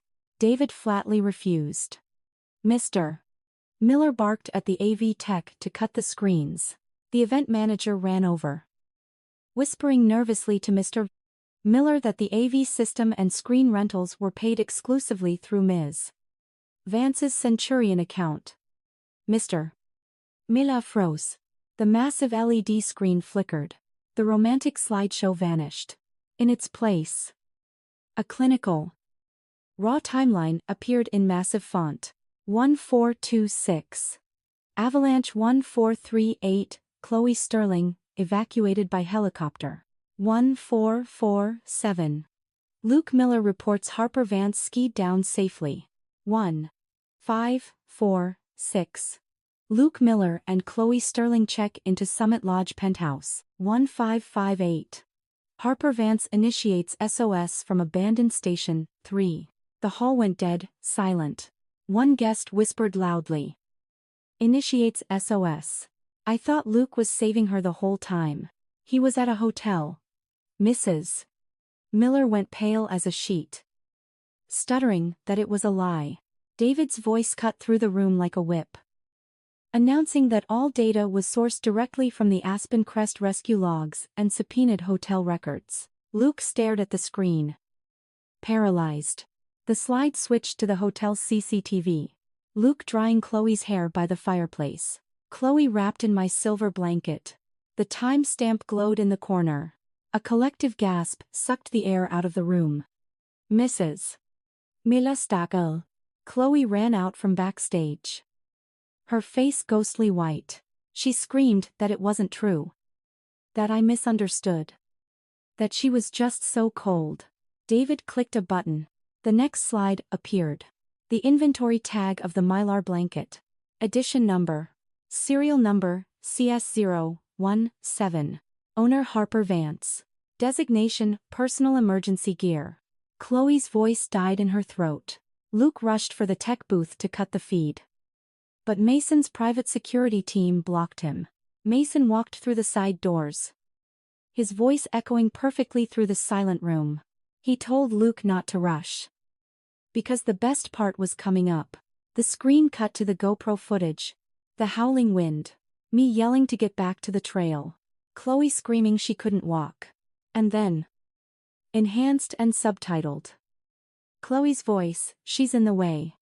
The ballroom felt like a graveyard. Then Luke's voice boomed over the speakers. Let go of her first. The violent tumble. The screams. The sickening thud. And finally, the rescue workers' audio asking about me. And Luke's voice replying. She knows the way. She'll get out on her own. The video ended. Nobody moved. Even the ambient music had been cut. Luke stood frozen, looking like he'd been buried in the avalanche himself. Chloe shook her head violently, sobbing that she didn't mean it. Mason laughed cruelly, asking what else she's in the way meant. In the way of her becoming Mrs. Mila. The crowd began whispering openly. It was brutal. He left her in an avalanche and went to a penthouse. Chloe was supposed to be the innocent victim, but she orchestrated the whole thing. Mrs. Miller suddenly lunged at David, begging him to turn it off. David smoothly sidestepped her, reminding her to watch her conduct, noting that all evidence had already been submitted to the authorities. Mr. Miller's face was purple. He grabbed Luke's arm, hissing a demand to know what else he had lied about. Luke didn't answer. He just pulled out his phone and started calling me nonstop. I sat in the SUV, watching his name light up my screen, and let it ring. Back inside, Chloe suddenly screamed Luke's name. She demanded he say something to tell them she wasn't malicious. Luke slowly looked at her. The look in his eyes was complex shock, resentment, and the sudden realization that she had dragged him down to the bottom with her. Chloe saw the look and completely crumbled. She grabbed his arm, screaming that he couldn't look at her like that. She reminded him that he was the one who chose to save her, that he was the one who said Harper was strong enough to survive on her own. The moment she said that, Luke's face twisted in horror. The crowd grew even quieter, absorbing every word. David signaled his assistant to take notes. Luke violently shoved Chloe away from him, screaming at her to shut up. Chloe wailed hysterically, asking why she should shut up. She screamed that he was always supposed to save her first. She waited years for him and demanded to know why she couldn't stand by his side the second I was gone. She yelled that he promised she was the only one he couldn't let go of. Mrs. Miller clutched her chest. Mr. Miller closed his eyes in ultimate defeat. The guests stared at them with utter disgust. The meticulously planned fairy tale gala had turned into a public execution. Luke finally bolted from the room. He ran out the front doors, scanning the street frantically until he spotted my SUV. I rolled the window down just an inch. He ran over, the freezing winter wind whipping his hair. His eyes were totally red. He begged me to roll the window down and talk to him. I looked at him and said, "No." He choked out that he really knew he was wrong. I told him he didn't know he was wrong. He just knew he couldn't hide it anymore. His breath hitched. He asked if I really had to destroy him in front of the whole world. I looked at him with absolute calm. I reminded him that during the avalanche, he abandoned me in front of the whole world. It was as if I had slapped him. The last drop of color vanished from his face. I rolled the window up. As the car pulled away, I checked the rearview mirror. He stood frozen on the curb. Chloe ran out, trying to grab his hand. He recoiled violently, refusing to let her touch him. For the first time, he didn't protect her. But it was too late. A joint administrative and liability review took place 3 days later at the Aspen Crest Administrative Center. Representatives from Ski Patrol, the Vance Foundation, Wildtrak, the hotel, and all involved parties were present. When I arrived, Luke was already there, wearing a gray suit. He looked hollowed out. When I walked in, he stood up, muttering my name. I didn't look at him. Taking a seat next to David, Chloe sat on the other side, her eyes swollen, flanked by a hastily hired defense attorney. Over the past few days, the internet had destroyed her. Her fragile victim filter was shattered. Sleuths dug up her old posts. On her first day back in the States, she posted a selfie in Luke's passenger seat with the caption, "Some seats are always mine." In the end, the photo of her in my wedding dress leaked. She even liked a comment saying, "The one who arrives last is the real winner." Every action was proof of her own guilt. The hearing began. The resort director confirmed the closed trail was strictly off-limits to unauthorized personnel. And Clue Sterling was not on the manifest. Chloe muttered she was invited at the last minute. Everyone looked at Luke. His Adam's apple bobbed. He admitted he invited her. The stenographer typed furiously, "First infraction. Unauthorized personnel violation." Captain Carter was next to speak. He placed the rescue log on the table. He clearly stated that after evacuating the primary group, they did a head count. At 14:47. Luke claimed I had skied down. At 15:23. Luke claimed I went to the field office. It wasn't until 1558, when I triggered the SOS myself, that they realized I was still on the mountain. Murmurs filled the room. Luke's lawyer immediately argued that Luke was in shock and didn't intentionally delay the search, claiming it was a judgment error based on his belief in my abilities. David looked up, stating coldly that someone's competence does not strip them of their right to be rescued. Luke's lawyer choked on his words. I didn't speak. I just watched Luke. He refused to meet my eyes. The GoPro video was played. Hearing, "She's in the way," in the austere room made Chloe flinch violently.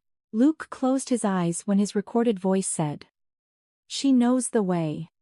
David slid the hotel records across the table. He pointed out that 80 minutes after this extreme panic, Luke managed to secure medical evac, check into a penthouse, order a private hot tub, arrange a luxury dinner, and book a concierge doctor. Yet, he didn't make a single call to verify if I was alive. David paused and stated that wasn't panic. It was a choice. Luke finally looked at me. His eyes were heavily bloodshot. I stared back blankly.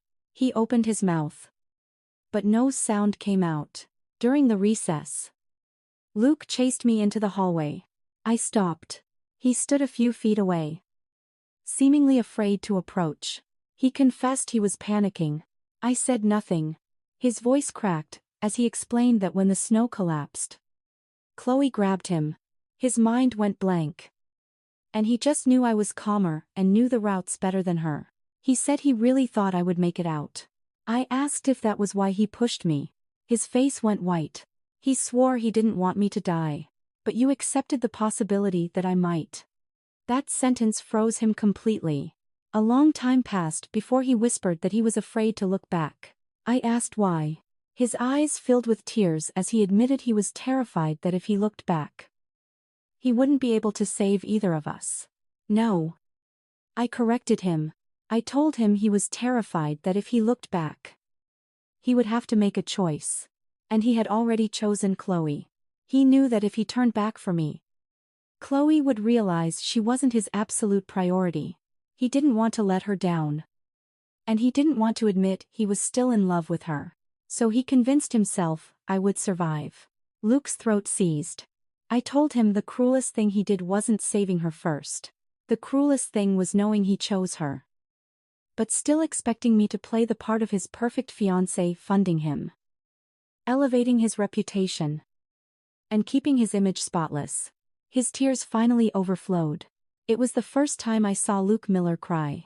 If I were the old me, my heart would have broken. I would have thought that for such a proud man to break down, his regret must be agonizingly real. But now, I felt nothing but detachment. He asked if we really couldn't go back. I told him that from the second he manually disabled our location sharing, the path back was destroyed. The hearing resumed. This time, Luke stopped letting his lawyer run interference. When the board asked if he knew I hadn't made it back, he stayed silent for a long time and then softly said yes. The whole room went dead silent. His lawyer panicked. Luke ignored him. The board asked if he intentionally withheld that I was in a danger zone. Luke closed his eyes and admitted he didn't want Chloe to go through any more stress. So he assumed I could save myself. His lawyer sank into his chair. I looked down at my hands. The purple frostbite bruise was still there. Telling the truth doesn't set you free. It just nails the coffin shut on the damage you caused. The preliminary ruling was swift. As the project lead, Luke Miller was cited for gross negligence, unauthorized trail access, and severe falsification of emergency logs. Chloe Sterling was cited for unauthorized entry into a danger zone and misappropriation of emergency survival gear. Pending further investigation, Wildtrek was permanently banned from Aspen Crest partnerships. The Vance Foundation reserved all rights for civil litigation and financial recoveries. When the ruling was published, Luke stood by the window, looking completely hollowed out. Chloe ran up to him, screaming at him for confessing. She demanded to know what they were supposed to do now. Luke looked at her blankly. He asked if at any point, during this entire ordeal, she ever asked what Harper was supposed to do. Chloe froze. Her face went pale as she asked if he was blaming her now. Luke let out a broken, tear-stained laugh.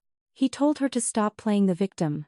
He admitted he was the one who pushed me, blocked the GPS, and lied to the rescue team. But he told her the only reason he was regretting it now was because I didn't want him anymore. Not because of some sudden moral awakening. His words shattered whatever illusion Chloe still held on to. I turned and walked out. At the door, David checked his phone. His expression shifted. He handed me the device. The data from Chloe's burner SIM had been fully extracted.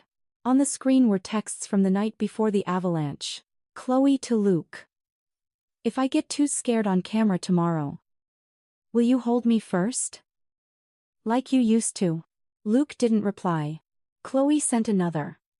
I just need to know if I'm still more important to you than she is. The contents of Chloe's burner phone were far more damning than I expected. Her main phone was spotless. The burner was a goldmine. Texts to her friends.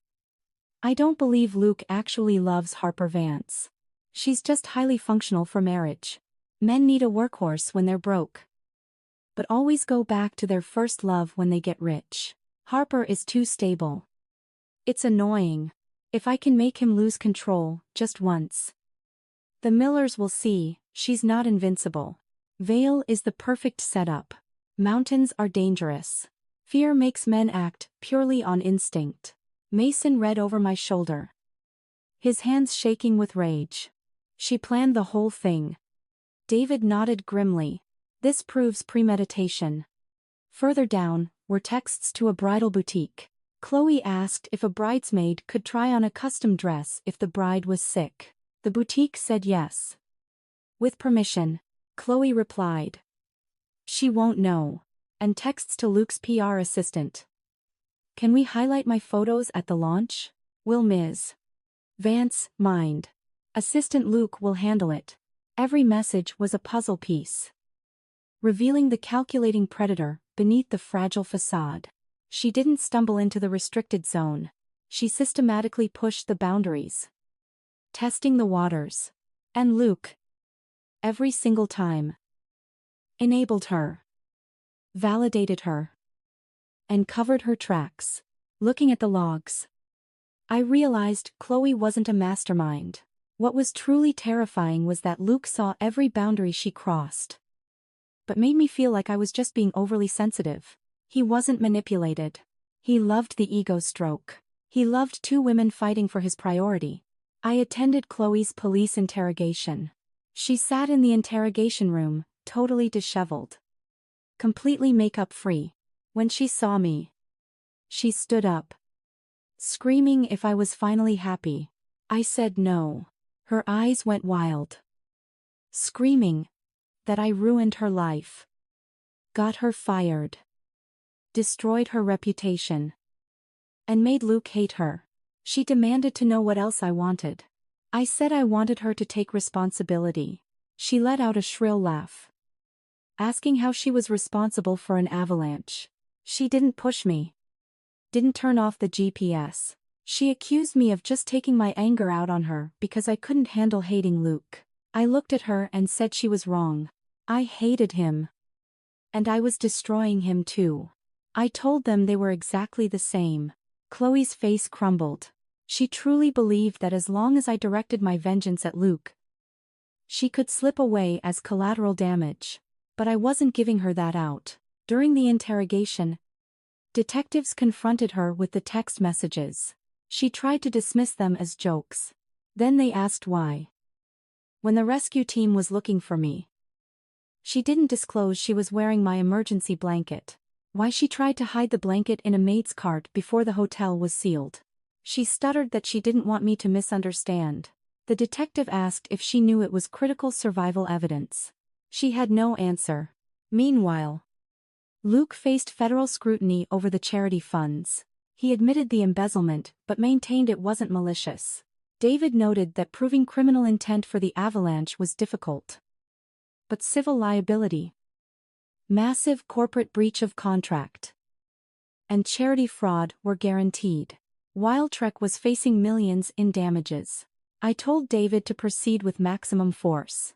David smiled, noting I wasn't going soft. I asked if I looked soft. He laughed and said no. Luke ambushed me outside the hospital after my final frostbite checkup. The snow had melted, but he was wearing a thin jacket. His lips were blue from the cold. He ran forward. I stopped and asked what he wanted now. His eyes were hollow. He told me he and Chloe were completely over. I said, "Congratulations." He gave a broken smile, asking if it really had to be this way. I asked if he expected me to throw a party. He looked at the ground, admitting everything he said was useless now, but claiming he couldn't stop thinking about what would have happened if he had just looked back. I cut him off. There are no ifs. His voice shook. He said he kept having nightmares of me screaming his name in the snow. I looked at him and said I never screamed his name. He froze. I told him that when the avalanche buried me, I didn't scream for him because I already knew it was useless. I hadn't said that out loud then, but he clearly understood the implication. His eyes filled with tears. He fell to his knees right there on the hospital steps. People walking by stopped to stare. The once unbearably proud Luke Miller was kneeling on the concrete, his voice totally ruined. He begged for one more chance. He said he didn't care about the wedding, the launch, or his brand anymore. He begged me not to throw him away. People pulled out their phones to record. Mason stepped in, asking if we should go. I stood perfectly still. If this had happened a year ago, my heart would have bled. Now, it was just pathetic. He wasn't incapable of falling to his knees. It just never hurt him enough to do it before. I looked at him.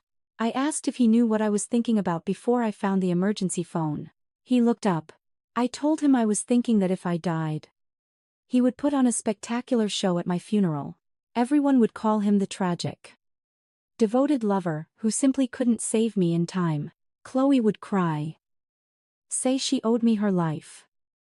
And then they would inherit my foundation, my networks, and the empire I built, using my tragic death as the romantic backdrop for their success story. His face drained of all humanity. He whispered, "No." I told him that was exactly why I survived. Not to hear his apologies, but to take back everything that was mine and give them the exact consequences they deserved. He collapsed, completely broken. I walked past him. He grabbed the hem of my coat, begging me not to go. I stared down at his hand until he let go. Then I pulled out my phone, called David, and loudly asked what the requirements were for filing a restraining order against Luke Miller for harassment. Luke pulled his hand back like he'd been electrocuted. I told him next time I'd call the cops. He looked at me, utterly devastated, and asked if I really didn't love him even a little bit anymore. I thought about it and said yes. His tears fell. So I added, "But you pushed it away with your own hands." The legal settlement for the cancelled wedding and foundation rescissions was finalized without a hitch. Luke didn't show up.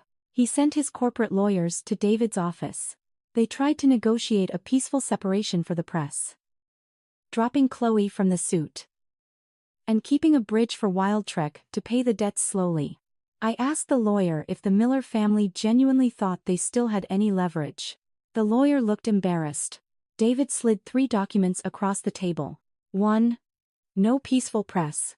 The truth prevails.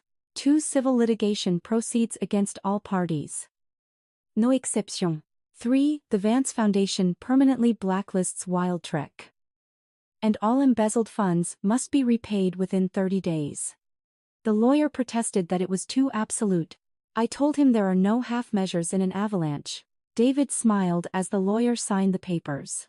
When I signed my name, Harper Vance, my fingers were still a little stiff. But I didn't hesitate. Walking out of the lawyer's office, the Denver sun was blindingly bright. Mason was waiting with hot coffee. "Happy Independence Day." He smiled. I took it. Thanking him, he sighed in relief, saying he was worried I'd be devastated. I said I was sad, but I had no regrets. We aren't machines. 5 years of love doesn't evaporate instantly because of a contract or a video. I still remembered Luke running in the rain to bring me medicine.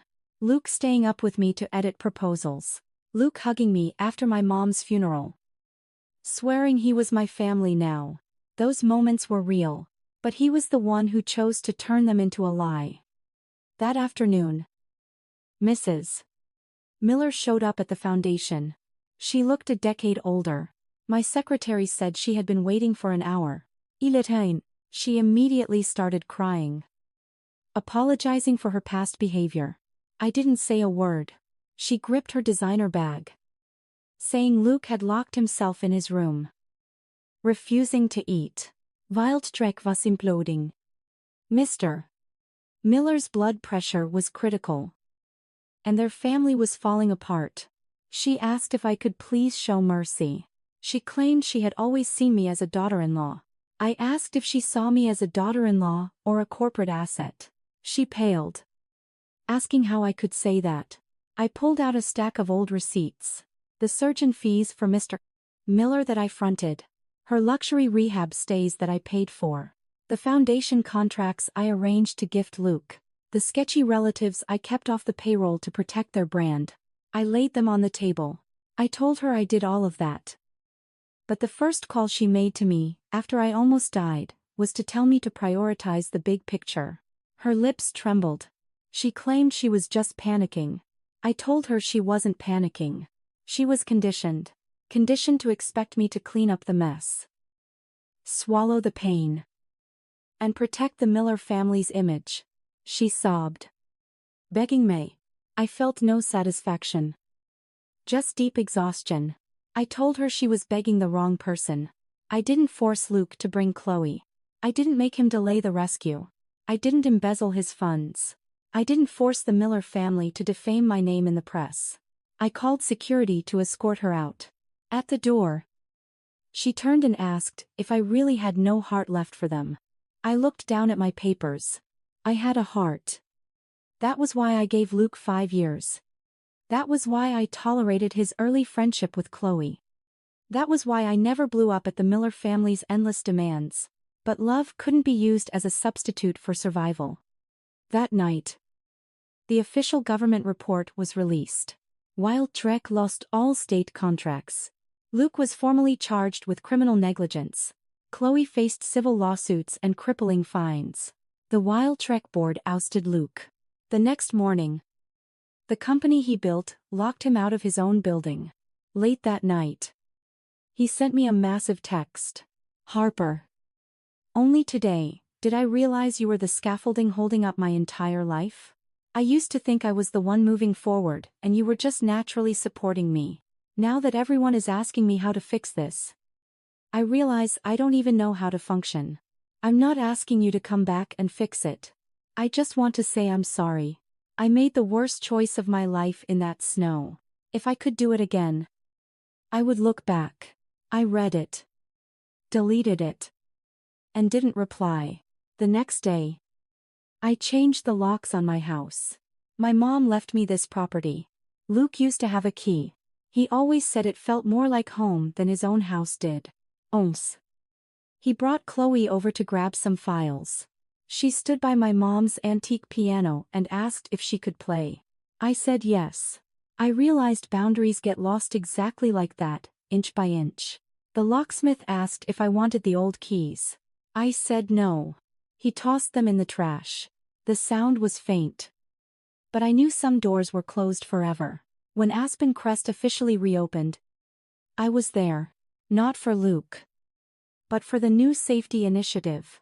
We installed 3 new emergency towers. We upgraded the GPS system and added biometric gates to restricted zones. Captain Carter handed me the newest Garmin beacon. I clipped it on. The blue light pulsed strong and steady. I pulled the scratched, damaged beacon from the Avalanche out of my pocket. Later, I placed it in the display case at the Vance Foundation with a plaque. Never entrust your survival to someone who can turn off your signal. When the chute wrapped, the sun sat behind the Rockies, painting the snowfields in brilliant gold. Standing in the freezing wind, I suddenly remembered the exact second I pressed the red button on that old emergency phone. I was shivering, my voice ruined, looking like a complete disaster. But that one call was what pulled me out of Luke Miller's narrative. He thought I would call him crying. He thought I would beg him to come get me. He thought I would wait for his apologies. But I didn't. I called my lawyer. I called Rescue Dispatch. And I invoked the Harper Vance, who desperately wanted to live. And who wanted to win herself back. When the snow stopped falling, I never looked back.